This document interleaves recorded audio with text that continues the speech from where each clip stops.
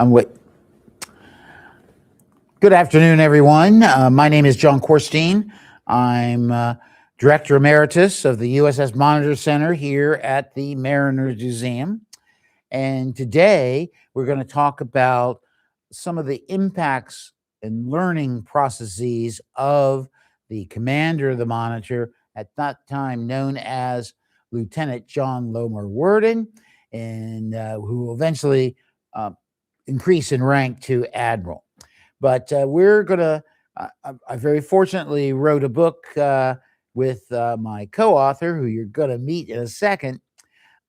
And we did a book about, biography of Admiral Worden. So learning all that stuff, we like to share what we can remember from the book. And so I'd like to introduce to you an eminent scholar and a very excellent friend, formerly with the Library of Congress, Dr. Robert Worden.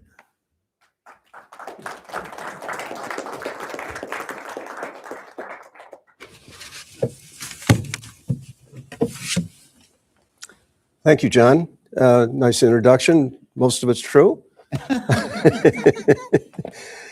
Well, today we're going to plumb the depths of the sea with Worden and reach out to the distant heavens and space. Then we're going to learn about reductions, computing, and calculation. We're going to consider little tremors in the earth and tang screws that broke adrift. And finally, I'm going to take you to a very dark place. And all I need is the clicker. And we'll see if this actually goes ahead. I picked this particular image because when I was a small child, this is probably the first image I saw of the Battle of Hampton Roads, and it kind of left an impression on me. And I want to mention that my good friend John Korstein, who fought this battle many times in this room as recently as yesterday, right? He was 1 year old when I saw this picture. So I've got a few years on John. So John Erickson has been described as a scientific inventor, and the Monitor is known as a scientific ship. So it is appropriate that the captain should be a scientific officer. In January 11th, 1862, Joseph Smith, who was Flag Officer Joseph Smith of the Ironclad Board, wrote a private letter to Lieutenant J.L. Worden as he addressed him. And you see it gives you a little blow up. And he says, "This vessel is an experiment, and I believe you are the right sort of officer to command her." So the questions are that were considered today is, how did Worden become the right sort of officer, and how did he become a scientific officer? So I will endeavor to describe that to you.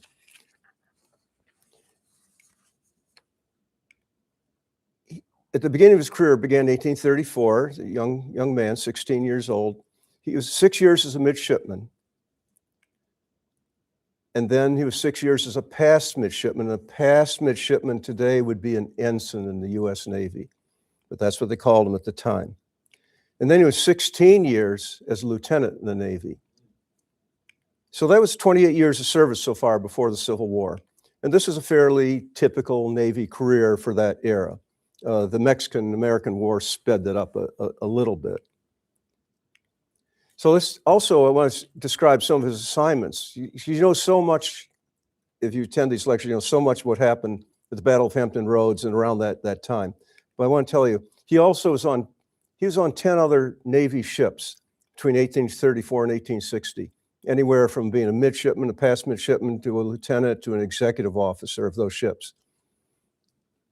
He was never in command of any of those ships. He had 4 shore assignments before the Civil War. One at the Philadelphia Naval School. He's only there 6 months. That's all that was required. Most of the training in those days was you went out to sea, you learned how to be a Navy officer at sea. And then you had a short time on shore to do some book learning and examination. That was the critical thing. The examination is going to go on. And I need to mention that Worden graduated number 4 out of 21 graduates of the Philadelphia Naval School. So he also had 3 tours at the U.S. Naval Observatory. And he also had 1 tour before the Civil War at the Brooklyn Navy Yard. These were, of course, all very instrumental kind of activities for him. So we have those. And it's the Naval Observatory is most frequently referred to as why he was a scientific officer. Well, it's a scientific institution. That's not too unusual. But I want to talk about another experience he had, or several experiences he had long before that time, on the sloop of war Dale. And the sloop of war Dale, and you see it coming up here. Whoops, I went too fast. Okay. It was a fairly new ship, commissioned just in 1839, 15-gun sloop of war, has a complement of 150 officers and sailors. And after graduating from the Naval School, Worden was sent to the Pacific Squadron, Pacific Ocean. And he was on the acting master of a store ship, the USS Relief. And then in September 1842, things were happening very suddenly. There was a perceived threat of war with Britain and possibly with Mexico going on in the mind of Thomas Ap Catesby Jones, who was the uncle of our Roger Jones. He was the commander of the squadron. So Worden was assigned on the sloop of war Dale, and the next day they sailed from Valparaiso to Panama, where they expected fully to meet a squadron of British ships. Well, they weren't there. They were supposed to continue on to Alta California, Upper California, where Catesby Ap Jones' squadron was heading for. And they'd split off. The other 2 ships of the squadron had gone north. They got blown back in a furious storm, in a very serious storm, all the way back to Ecuador. And then they got navigated and blown further, halfway to Hawaii. They were trying to get to California. They finally got out of the storm. Now, he's the acting master of the ship. And he was charting the courses. He was trying to keep control of things. Now, I'm not going to go into those details because you can read about them in our book. So please do that. Now, during the Dale deployment, he had several opportunities for some scientific development. One was that they were at Monterey, finally, in Alta California. Monterey was the capital of Alta California. It's a very important strategic point of military importance. And one of his earliest scientific opportunities was to help survey Monterey Harbor. And this is what you're seeing here. Here's a little blow up of the bottom of the chart gives the headline and the USS Dale, and Captain T.A. Dornan, commander, 1840. It looks like it says 45, but it's really 43. They did the survey. It was published in 45. And 4 other officers and detailed sailors went out and they surveyed this harbor. And this is kind of a little small to see, but they spent 19 days surveying this harbor. They're rowing back and forth. They're not on the ship. They're out on boats, rowing back and forth, 30 some miles back and forth. And that's what these lines indicate that you see there in those depths. Now, those are depths in fathoms. And I'm sure you all know a fathom is 6 feet. So they were measuring depths anywhere from 72 fathoms, which is about 12 feet, to 1,500 fathoms, which is 250 feet. Monterey Harbor and Monterey Bay is a very deep bay. So, but they need to know that. They also detailed obstacles in the harbor itself, and they and points. I counted about 120 points along the shoreline. You can see those little offshore and onshore little symbols. And they detailed those. They also know the soil conditions on shore, as well as the locations of Monterey Fort and the Monterey town. After making this survey chart, they sailed south to Baja California and up into the Gulf of California, which you also may know as the Sea of Cortez. And they collected this intelligence for future use. The Mexican-American War is 3 years away, but having a chart on the Monterey Harbor was a great help when the Navy was able to capture that. I think Worden found this kind of work very satisfying. We discovered in our research that in 1858, Worden tried valiantly to get assigned to the U.S. Coast Survey. This is his inclination, is do that kind of work. The Navy, in its wisdom, assigned him to be the executive officer of the USS Savannah, which is in the home squadron. And I suppose to advance my slide, that's the kind of the sounding lead that they would use to plumb the depths of the sea. This is a image of the Dale logbook. I went to the National Archives. I retrieved the logbooks of every ship Worden was ever on and copied every page of his logbooks, so we'd have that information. So this is one from the Dale on March 9th, coincidentally, of 1843. And he writes here, he's on the second watch, was in the early morning, at 6:30 a.m., saw a light streak in the heavens mentioned on the 7th instant, which means one of the other officers had noticed this light streak, but only noticed it, didn't say anything about it. Now, elsewhere in the same logbook in successive days, he noted on March 17th, at 7, a bright streak was visible in the heaven, the lower extremity bearing west-southwest, about 10 degrees above the horizon, extending to the southward at an angle of about 45 degrees with the horizon. Fairly precise information. On March 20th, he notes that, again, there's a comet visible to the southward and westward. And on March 25th, the comet's visible, and its tail being about 35 degrees long. And then on April Fool's Day, the comet dimly visible, its tail by measurement 20 degrees long. Now, this might have been something all the officers might have mentioned, but they didn't. He was the one who focused on this comet in the sky and what was going on there. It was very important to him that he record these details. He knew the Navy was interested in this kind of information. And what he saw, we know in history now, was the Great March Comet of 1843. And this was seen all over the Northern Hemisphere. This particular view that I have here was actually seen in England, but it's maybe more or less about the same level of California, maybe a little further north. We also learned from the Dale logbook, and you get a little bit of an image of it here. As they were now sailing from Monterey down to the Baja California, he began to record the temperature during his watch. Now, one of the officers of the deck, at least one time during the day, was supposed to record temperatures. And the guy that was assigned to do this, he did it some days and not other days. And from the logbook, you can see it. No, he really wasn't doing his job. Worden took it upon himself when he was the deck officer to record the temperature. And then he said, well, that's not enough. I'm going to record the distance in miles that we sail every day. Now, that's a trickier kind of technology to get involved with, but there was a way they could do this.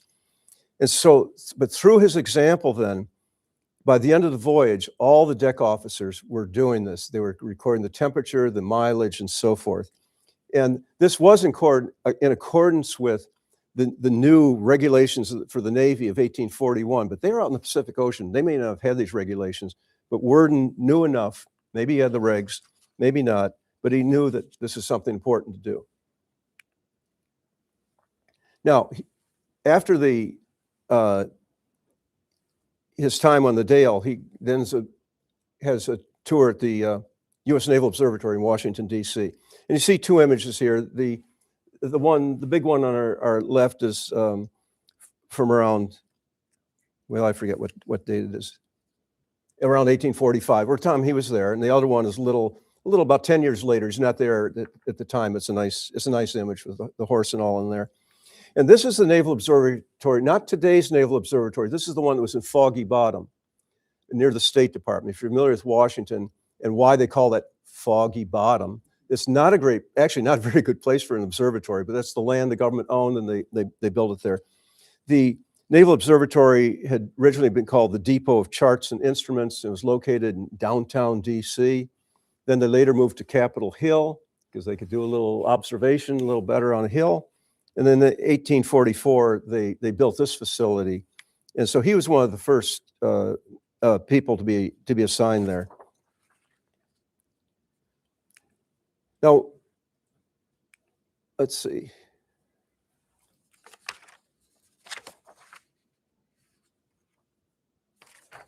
Excuse me. Okay, during his tours at the observatory, he was there for 25 months at the beginning as a past midshipman. And then he came back in 1852, 18 months. Now he's a lieutenant.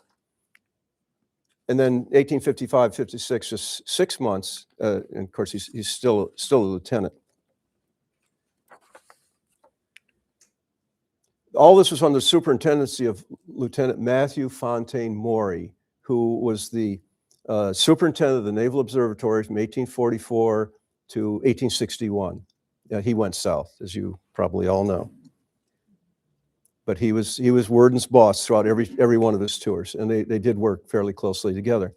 Now, I want to describe some of the things. If you were a past midshipman going to the Naval Observatory in 1844 or 45, this is what you did. There were meteorological observations made every 2 hours, day and night.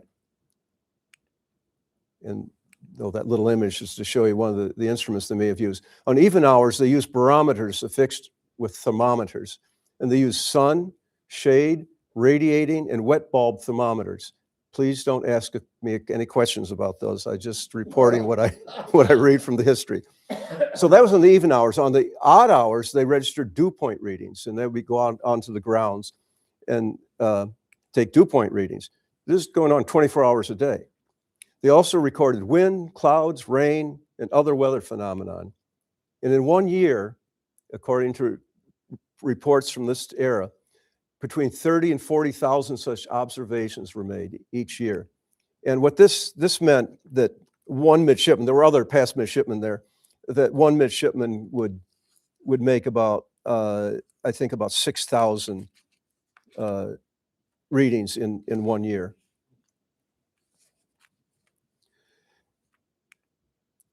The other duties that they were involved in there were computing astronomical data, calculating astronomical reductions, and that was taking that astronomical data, that observing these, and putting it into some sense. They reduced it in a way that the mariners at sea and Navy ships at sea could actually use this data to navigate by seeing the stars. And they also assisted in making astronomical observations as past midshipmen. Usually they had lieutenants there and Maury himself doing observations, but some of the past midshipmen that showed the inclination were allowed to do observations as well. So at the National Archives, I was very pleased to find, I got into the records of the U.S. Naval Observatory, and you see the box there, and lo and behold, the image on the right is a journal kept by, as John always calls him, our hero, past midshipman Worden. His name is a little hard to see on the cover. It's after 200 years or whatever it is now, close to 200 years. It's a little smudged. And here's an example of one of the opening pages of the book. This is his handwriting and some of the notations he's taking. This is probably not the best image, but it's the one I had put in here. And I found a second book, journal he kept. And these are all about between 30 and 40 pages long. They're books with pre-printed pages in them, usually with a lot of data. And I'll show you some of the data. And here he was working with the prime vertical transit, particular instrument. And these are reductions of observations that he made. And this is very small, but you just take a minute and enjoy, if you like numbers, you like math, or whatever this is, I'm a historian, math was not. Anyway, this is the kind of data he is recording and reducing somehow, so the mariners at sea who are going to take these charts then and these navigational instructions and use this data. And so this is his handwriting. Unlike a lot of people, his handwriting throughout his career is pretty legible, which I was very grateful for. My own handwriting nowhere close to as good. And this is the instrument that he used. This is the Pister and Martin Prime Vertical Transit. This was a German-made instrument purchased just around the time just before the Naval Observatory was opened up in 1844. It's 77 inches long, 1,000-pound instrument. And this was a good instrument. It was in use in the Naval Observatory from 1844 until 1925, which is, and I think this picture is at the new Naval Observatory. Of course, they don't use this anymore since 1925. It must be a museum piece by now.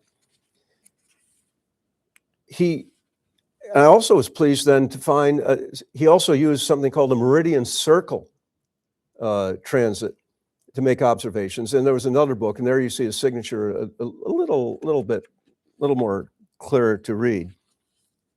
And this is a typical pre-printed page. We fill in data, and then he also made some little comments on this one, trying to explain why this wasn't such a great day, because and back both of those boxes, they just say very faint observation, though, through clouds. So he's explaining scientific information. These aren't great. They're not so clear because they were cloudy that day. And this is an image of the Meridian Circle transit, not the one from Naval Observatories. I couldn't find that, but it's the same kind of instrument. So it's even a more glorious instrument than that Prime Vertical. Now, around this time of his second tour at the Naval Observatory, there was a Navy Reform Bill, February 1856, and they proposed in that bill that there be a National Scientific Corps, and this would involve, it would combine the Naval Observatory and other Navy scientific duties. And the bill failed in the US Senate. But before I get to the failure, I want to say this scientific corps was something like what John Dahlgren had done to organize a specialized ordnance officer category around the same time. But the bill failed in the US Senate, and the reason was they did not want the government to get invested in scientific pursuits. Can you imagine? Well, that's why it failed. But that was actually a good thing for Worden, because officers assigned to the scientific corps would not be entitled to military command. So I'm getting towards my conclusion, and I wanted to say a couple things about the work he was doing that really made him the scientific officer. He made these meteorological and magnetic observations. He collected hydrological information. He constructed navigational charts, tested and rated chronometers, very important for navigation, that you have exact time, or how to compensate if there's some errors in your clock. He supplied Navy yards and ships with maps, charts, and instruments. He went TDY off to various places. He observed and recorded the sun, the moon, planets, and stars.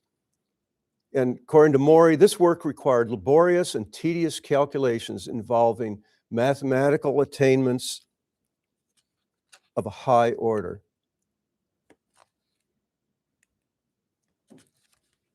Maury also said these observations were both more tedious than any other, the time elapsing between the beginning and end of a complete observation varying from a few minutes to a few hours.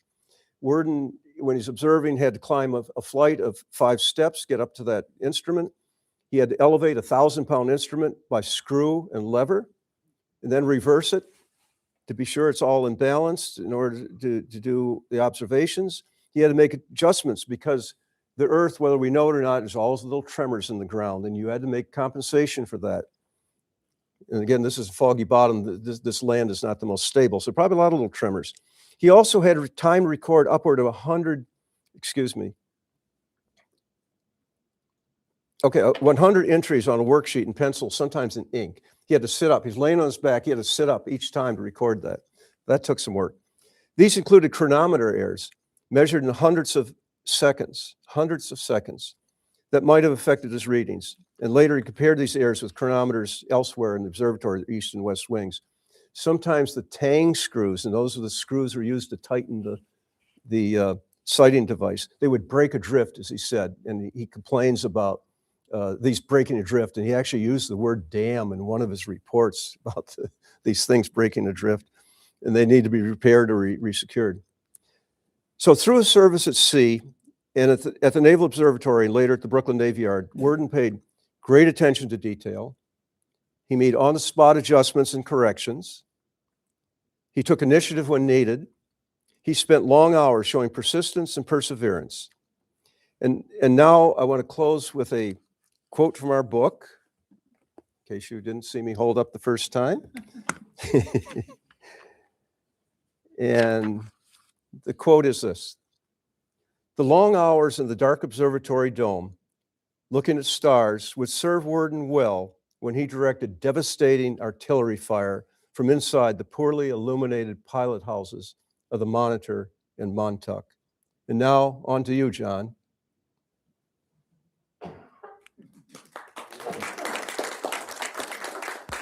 Oh my gosh.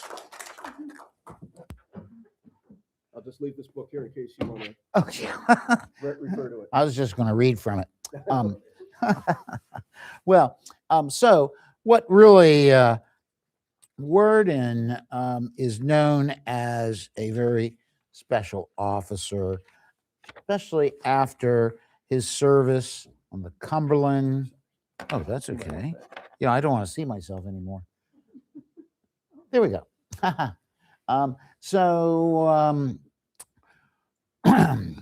By being on these various vessels, he learns navigation, learns gunnery, learns all those things that's needed to operate his ship. What sets him apart is his work at the scientific center of the Navy, the Naval Observatory. He is, I think his work at the Brooklyn Navy Yard is going to give him this knowledge of management, of ship repair, of ordnance, of actually how to maintain a operating naval yard, which meant ship repair, shipbuilding, and as XO, that was a critical job that he served. Now, he's there for 2 years, and this is the wrong ship, but in those 2 years, he then gets assigned to the USS Savannah. Now, he is upset about getting to the Savannah. In fact, he at first tries to get assigned to the U.S. Coastal Survey. As Robert said, he's already surveyed a harbor. He understands taking his scientific knowledge and applying it to the Coastal Survey was very, very important. In fact, the Coastal Survey actually not only charted the waters, it used the channels that also set up. Actually, as you enter into a harbor, they would actually draw a picture that would be turned into a lithograph that showed what you're supposed to look for as you come into like the Severn River or come into the Elizabeth River. So those were very critical information. He already learned how to do this, and he wanted to expand his scientific thought. Well, the big trouble is that the Navy had other plans for him, and those plans were to, of course, be on the Savannah. Now, being on the Savannah is a flagship of the home squadron. And back in those days, we had X amount of squadrons. The home squadron was our main squadron, and it would be used up and down our coast and including interventions with Mexico. Remember, we also have a Brazil squadron. We have a Pacific squadron, a Far East squadron. I mean, it goes on. But the main one was the home squadron.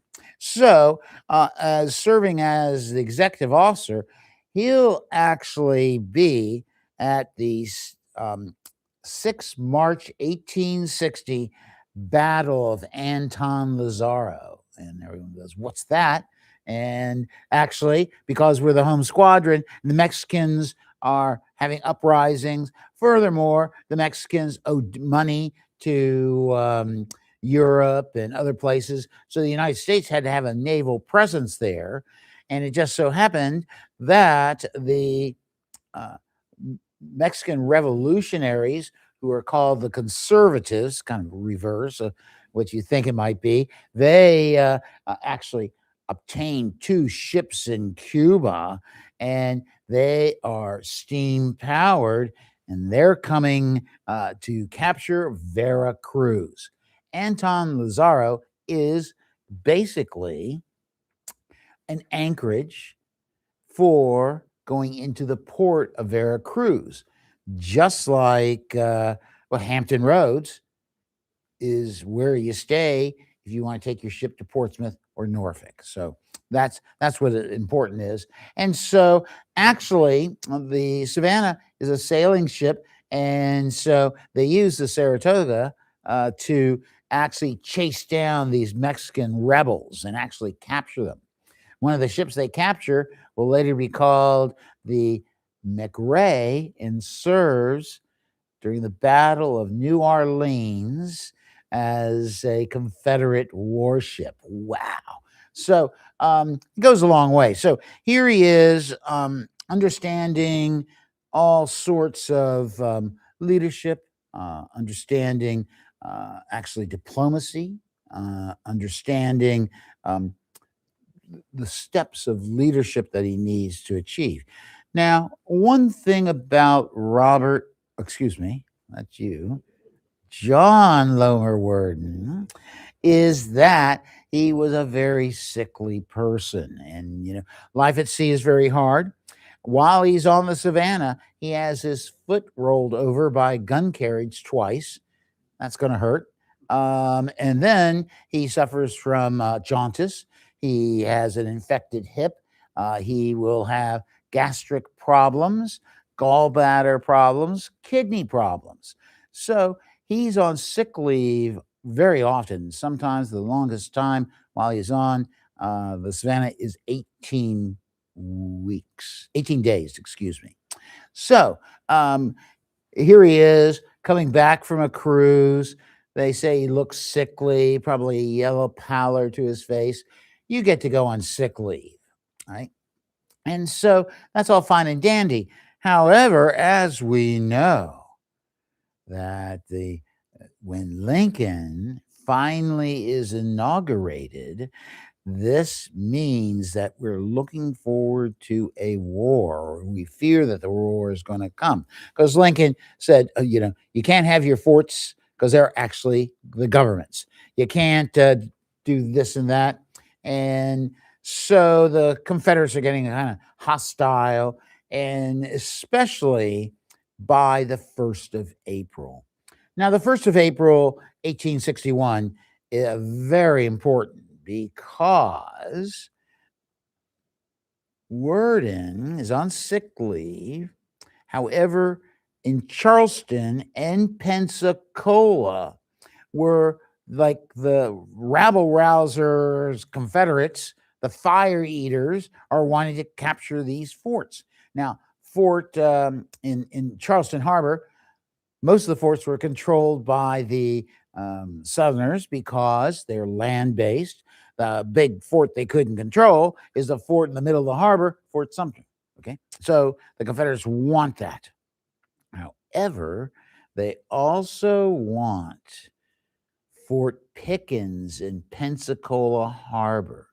And let me say, Pensacola would have changed some of the early outcomes of the Civil War in the Gulf of Mexico because it's a great harbor. It has a Navy Yard called the Warrington Navy Yard. And the Warrington Navy Yard builds ships. They actually built the Seminole. They built sadly, the Pensacola, which was another ship that had bad engines. I don't want to talk about that so much. That was the hardest thing for me to do in this book that Robert and I worked on together. Was after we wrote it, we turned it in. The readers, read it, and they wrote us back and said, "You need to fix this and this." The worst thing is that we have to explain these engine systems, and I'm going, "Oh my gosh, what am I going to do?" And fortunately, there were all these write-ups back then that were wrong with them. There's a big argument in the engineering department. So basically, I got through that. So anyway, Pensacola, had the Confederates controlled it, they would have had a major naval base equal to Gosport Navy Yard. Now, the Union, under Captain Slemner, he has about 100 men, right? 87 in Fort Barracas to guard everything. Fort Pickens is empty. There's no one there, few cannon. And so he decides to, I'm going to go over to Fort Pickens. And then the Confederates are all angry and they kind of say, "What are you doing here?" And he said, "Well, I've got to defend the flag. I got to be honorable, blah, blah, blah." They said, "Well, we'll have a truce. You get no reinforcements and we won't try to attack you." Now, the big thing is that even the Secretary of the Navy, Tauncey, is actually going to order troops down there, but he also establishes this truce. Everyone's looking at each other. So what's going to transpire is that when Lincoln comes in, Lincoln wants to take a more aggressive look at the situations. Pensacola needs to be saved. However, when the local Confederates, show up after capturing Fort Morgan and Fort Gaines and Mobile, they come over to Florida and they want to have some fun and capture the Navy Yard. Well, James Armstrong is so befuddled by it all. I hate to say, he was my age at the time, and I hope no one calls me befuddled. But the big thing is that he sees all these Confederates, he surrenders, right? The whole yard, everything, the boats in the yard, all the supplies, the guns. Woof, this is what the Confederates needed. But they got that Fort Pickens. Now, as far as the Federals think, they're under this truce. However, Lincoln wants to get rid of this truce, and they can't get a message down to Fort Pickens. And so Arthur Slemner is just there, and they're running low on food. Actually, the commander of the Confederate forces at Pensacola is none other than Braxton Bragg. And so he's fussy. And so Gideon Wells knows he has to find the proper type of officer to do a secret mission. And actually, Wells will send a message up to Worden at his home and says, "You need to come to Washington immediately." And so, of course, dutiful, his wife says, "Oh, you're still sick." He says, "I've got to go." So he goes down, and actually at around midnight on 4 April 1861, he's called to come see Gideon Wells. Now, Gideon Wells has been told that Worden, as I said, he is untainted by treason and is possessed of the necessary qualifications to carry any message needed. So Wells meets with Worden. He says, "Look, you got to go down to Pensacola and you want to tell the commander of the gunboats or the ships in right off of Santa Rosa Island, Fort Pickens, and tell them, land troops, do everything you can to protect that fort." And Wells tells them it's a secret very responsible and somewhat dangerous mission. Do not tell your wife, do not tell anyone. Here's the dispatch that's supposed to order the Federals to do their duty. Well, I got to tell you, he said, don't let anyone see it until you deliver it. And if necessary, commit it to memory. So Worden hops on a train in his naval uniform, of course, and goes down, and he actually comes to Pensacola. And when he arrives in Pensacola, he will, on 11 April, he'll meet with Bragg. Bragg says, do you have any written dispatches? Now, on the train down to Pensacola, Worden has all these Confederate soldiers show up on the train, and he says, oh my gosh, I got this dispatch. So he actually goes in the water closet and destroys the dispatches, competes to his memory. And so this meant that, no, I don't. Tell him the truth. I have written orders. Bragg didn't care about that. So that's how Worden gets to reach the on that very same day, 11 April. Now, just think what's happening in Charleston that very day. So both of these places, they actually have secret missions that have been organized to one that is by David Dixon Porter. The other one was by Gustavus Vasa Fox. Okay. And Porter's is supposed to go to Pensacola. Fox is supposed to go to Sumter, trying to save these forts. Well, it doesn't work that way. And so basically, Worden will give information. This is Fort Pickens. So he'll give the orders. He comes back to Pensacola itself. He hops on a train. He doesn't report to Bragg because he didn't think he had to, and Bragg didn't tell him to do so. So he's on the train in his uniform. Yay. And guess what? They capture him. He is the first POW of the Civil War. And this is 13 April. It's when he gets captured, thrown in jail. Now, this becomes a big thing for the North. Oh, my gosh. Because just remember, the garrison of Fort Sumter, what do? Oh, we'll give you a dinner and then let you go on a boat and go back to New York. Well, this is not very good. So Worden, this is his friend, had drawn this sketch of Worden in jail. Actually, his wife kind of tells these sob stories that her husband is sickly, and he saved Fort Pickens. You should save him. And so there's no exchange system or anything. So he is then going to be selected to eventually be paroled, but the parole is not going to take to 13 November. Now, his wife, Olivia, is telling, oh my gosh, how terrible his life is. He's suffering day and night. Look at him in jail. That wasn't quite like it.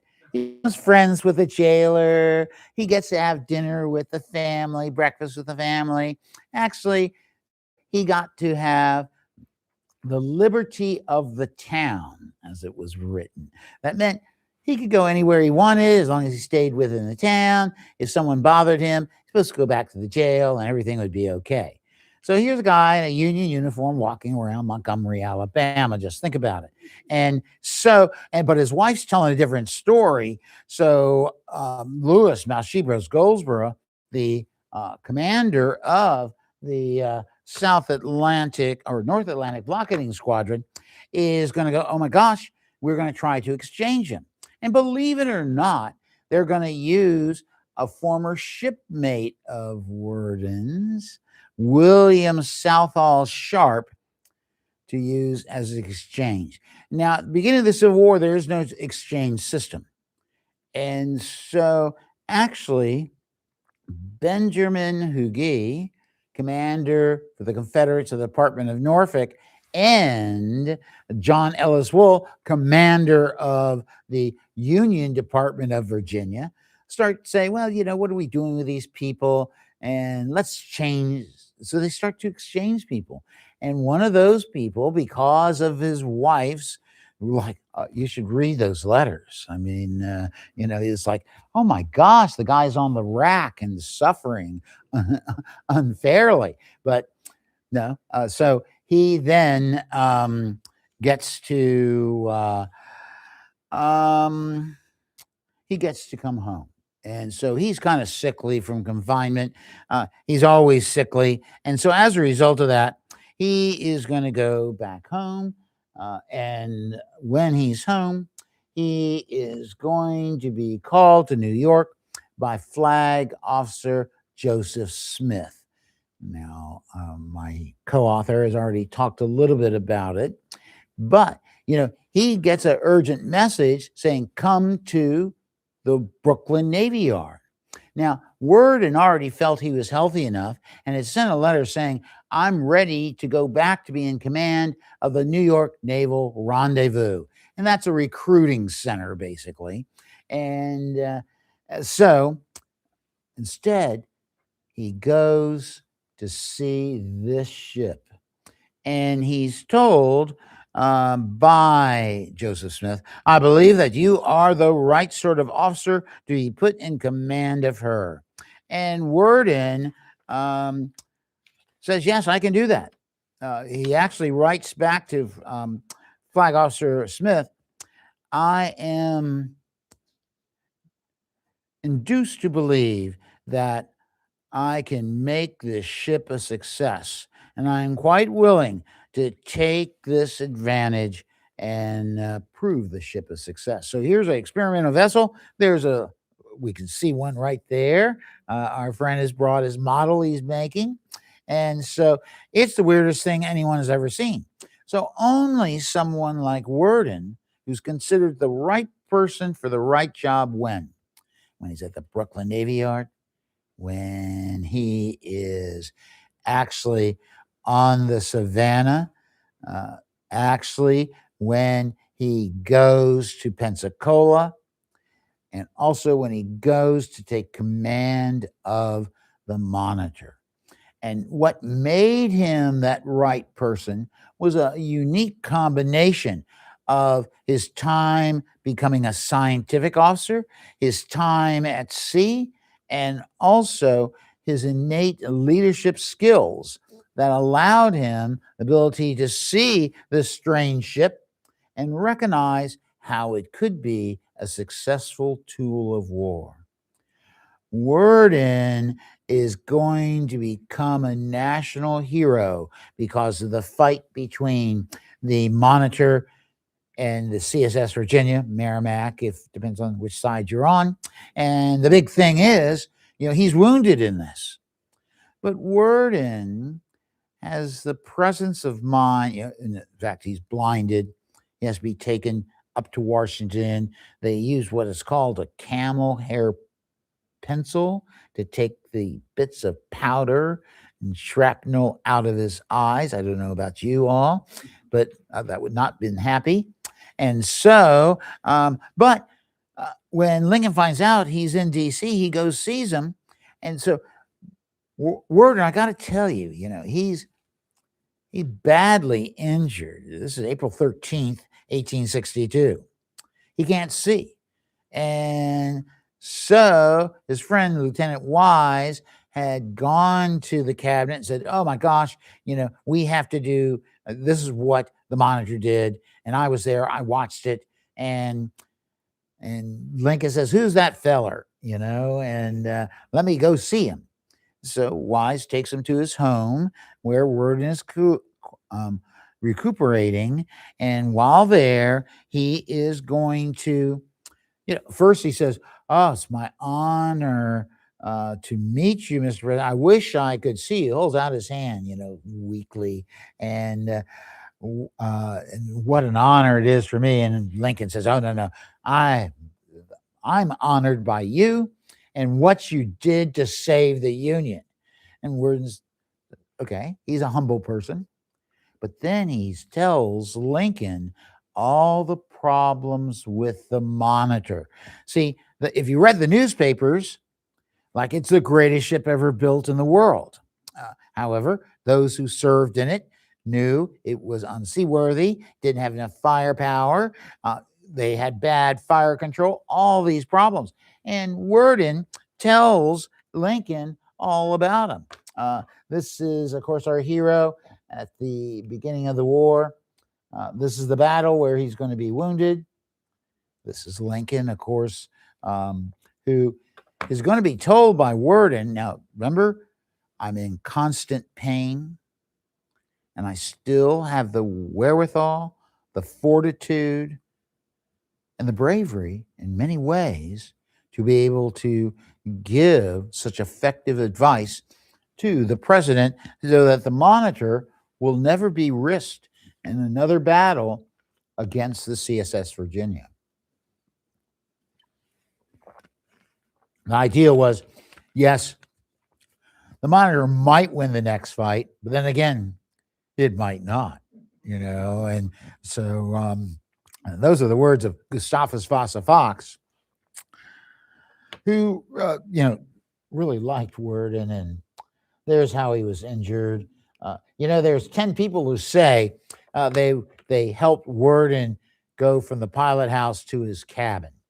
And if you look at the plans of the Monitor, 10 people can't fit in there, and so everyone wanted to, he becomes not only a national hero, but a symbol of victory, proving why everyone said he is the right sort of officer for this task and that task. The combination of leadership, bravery, and so forth. There is Worden, when he's in command of the Montauk. He proves by being in command of the Montauk that, once again, these monitors aren't so good and that they can't fight against forts, but political pressure makes them then attack after he has sank the CSS Nashville and had engaged Fort McAllister. He gives all this advice, but he is ignored by the politicians because why? The politicians, believe it or not, are making money with every monitor built, okay? So, and they build 43 of them. So, there are a lot of shekels floating around. But Worden is given task after task. After the Battle of Charleston, they want his knowledge to be preserved and his wisdom to be shared. And so that is why he returns to the Brooklyn Navy Yard and is supervising the construction of monitors. And actually, he gets to go on a Casco class monitor, and he makes no comments because this ship, terrible, okay? And it became a torpedo boat.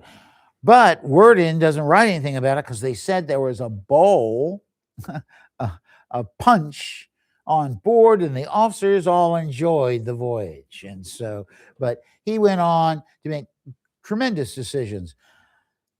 He was brilliant enough to understand engines, brilliant enough to understand ship design, brilliant enough to understand ordnance. Add all those things and also his leadership skills. That's why John Lorimer Worden is the right person at the right time during the Civil War, and his leadership will help revolutionize naval warfare and become an important symbol of the North's victory at sea. So anyway, I guess I should say huzzah. Robert's going to come up and join me and answer any questions that you all might have about John Lorimer Worden. Oh, yes, sir. So was Worden blinded from life after the battle? No. No, he's right. No. Partially.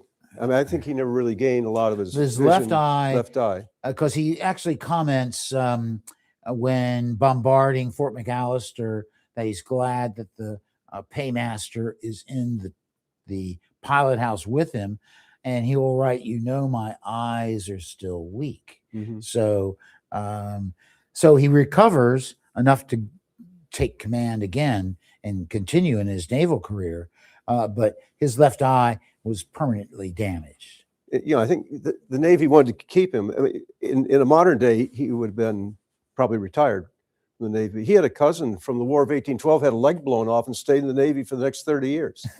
So it's a different Navy then. Yeah.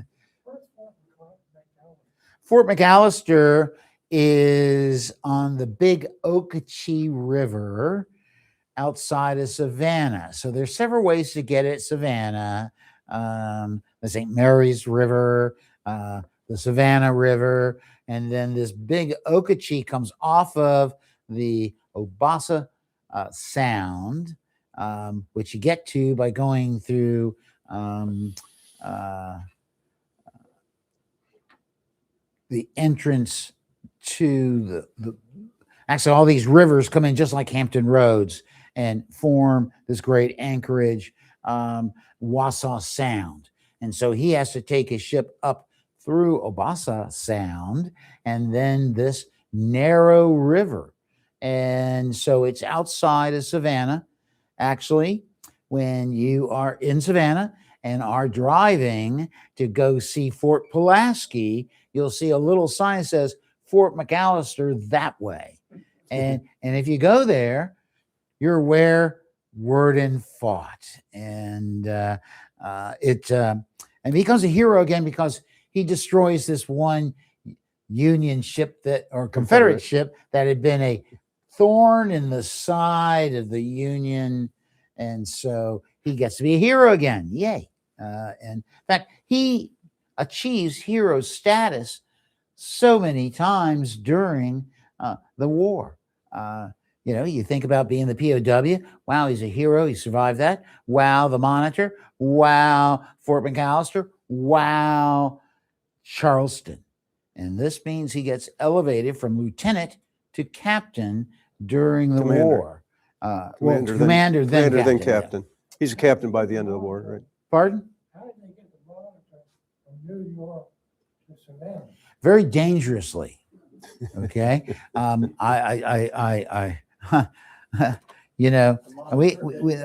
Monitor has an 18-inch. Different ship. No, the Monitor went to Hampton Roads. They towed it. And so you had to tow these monitors, any type of monitor, from where they were built. They were mostly built in New York, but also they were built in Baltimore, Philadelphia, and Mystic, Connecticut. So, Wilmington, Delaware. So if you build them in New York, you got a big problem because you got to take them out to sea. If you build them in Philadelphia, you don't have to be out of sea very much. You come down, and actually by that time, they actually had a canal, and it's the Chesapeake, Delaware Canal. So that's a protected thing. They should have built all those monitors in Baltimore or Philadelphia, but New York had become such a major shipbuilding center. So what's the problem with the Monitor? Monitor is a poor design, and here's the deck. Could you pick your model up, or may I see it, please? Yes. Thank you. You can see the design problem is the armored deck, and you can see the red and then the black. That shows that's 18 inches there of what? Freeboard. So in other words, if you're out at sea and you're in a storm and you got 30-foot waves, what's going to happen to you? Plus, when the ship goes up with a wave and comes down, look at that motion that is happening. So this bottom, the hull, is forced to separate from the armored deck. And in fact, when the Monitor sank, they all said, we will fall apart before we do sink. And they were very true about that. So thank you. What else would you like to know? Yes, ma'am. Oh, yeah, I forgot. We got a couple of questions that came in over the live stream. So can you speak about Worden's relationship with the Toffee family? Daniel Toffee served with Worden during the battle, and they were related. Yeah. Okay. Yes, I guess I can do that. Yes. John Worden's wife was Olivia Aiken Toffee from Quaker Hill, New York, Dutchess County, New York. And her brother had a son, Daniel Toffee, Worden chose him as his captain's clerk. So he indeed was on the Monitor together. Thank you. And one more, can you describe Worden's post-Civil War career? In the next 45 minutes, yeah, so I could easily do that. I guess quickly, though, he didn't, during the war, Brooklyn Navy Yard, after the war, Brooklyn Navy Yard, then he took the ship, one of John's favorite ships in the U.S. Navy, the Pensacola, went around Cape Horn, stopped in Valparaiso, and he wrote a letter saying, I'm sick, I want to be relieved of duty. He finally got to San Francisco and was relieved of duty. Then he takes basically a year of leave and goes to Saxony in Germany to the salt baths and so forth, and kind of gets cured. And as a reward for all that he's done, he's appointed to be the superintendent of the United States Naval Academy in Annapolis, Maryland. He does that for nearly 5 years. He's one of the longest superintendencies they ever had. And after that, he became commander of the European Squadron. Promoted to Rear Admiral, and commander of the European Squadron is his highest command. He had a whole squadron of ships, and they were in the Mediterranean. He's there at the beginning of the Russo-Ottoman War in Crimea. Turkish War. Turkish, yes. It was the Ottoman Empire at that time. Then he came back, and he basically had desk jobs in the Navy Department in Washington. Then it was right next door to the White House. And he retired with 54 years of naval service at full sea pay. And he died in 1897 in Washington, D.C. Had a grand funeral. President of the United States, Supreme Court, the cabinet members and so forth were there, and some were his pallbearers. He's buried in Dutchess County, New York, Paulding, New York. Thank you. Are there any other questions? Yes, sir. So you talked about how Worden spoke to the president about the kind of flaws and weaknesses of the monitors. Is there a sense that some of his, recommendations or observations affected the future designs of kind of follow-on monitors? Well, let me tell you, if you read the book that we just wrote, where is it now? There we go. In there, I explained one of the major problems with the production of iron ships after the Battle of Hampton Roads. And that is, there was so much graft going on that Erickson actually had 3 partners, one of whom was a congressman. Actually, he told Erickson, well, if your ship is a success, then I'll guarantee you'll build 10 more. So they made minor modifications to the overall design of the Monitor. And remember, Monitor is a ship. All other ships like it are called monitors. So they would be lowercase m versus a proper noun. I did that right, didn't I? I think so. Yes, sir. Thank you. and so they made certain changes to them, but it was graft of the highest order in the Naval Department. The shipyards poorly constructed many ships. In fact, Worden makes these reports about monitors while he's with the South Atlantic Blockading Squadron, that if you read them, which you can in our book. Yeah, man, I don't, what can I do? But he tells them flat out, you got to have better quality control. You can't have this overhang. You got to give more firepower. You have to have even better guns because the monitors that are built after March 9th will feature a 15-inch gun and then 11-inch Dahlgren. Well, I have to tell you that Worden says to replace that 11-inch gun, that's worthless, with a 100-pounder Parrott rifle. So monitors had bad firepower, but the guns they put on the ship were a death knell for any Confederate casemated ironclad. Okay, I hope that answered your question. We can talk forever about it if you want. Well, I thought if you'll permit me, John, I'd like to end with a quote from a poem. Please. Now, in March 1862, the battle's fought, right? March 9th, right? Yes, sir. Well, there's a well-known literary figure in the United States named Herman Melville. You all heard of Herman Melville?